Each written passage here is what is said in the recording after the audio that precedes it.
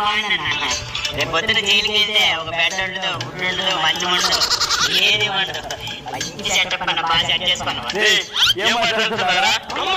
జనాలు నేను వాడుకోవటం అసలు తప్పే కాదన్న.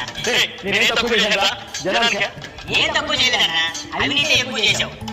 నేనే అవినీతి చేయలేదా? ఇసుక మాఫియాలో నీ హ్యాండ్ ఉంది కదన్నా.